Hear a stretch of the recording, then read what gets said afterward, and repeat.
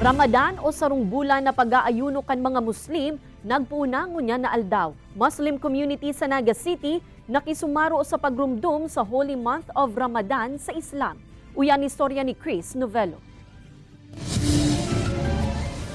Nagpuunang mag-obserbar kan Ramadan o sarong bulan na pag-aayuno ang mga kapuso niya tong Muslim.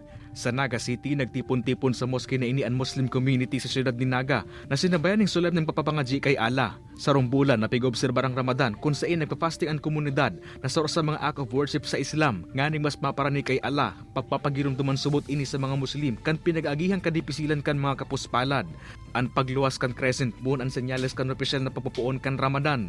Pero ang pagpupumpo kang Ramadan, iyo po ini ang panahon na para gibuhong ka mga Muslim ang kaindang obligasyon na sumunod sa katukduan ni Propeta Muhammad SAW.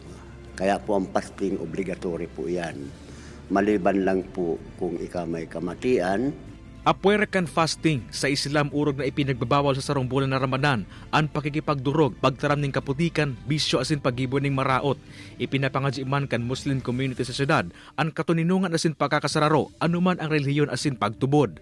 Nakikisumaro man ang mga otoridad sa pag-obserbar kan Ramadan. Sa tuyang community relations, so nagkakandak sinda ning mga activity, and tanganing makwenta, ma-shorta na iniyong sa indang solemn na celebrations is maging kwenwan, maging tuninong. Kay banan si Jovel Obiso, Chris Novello, Balitang Bicolandia.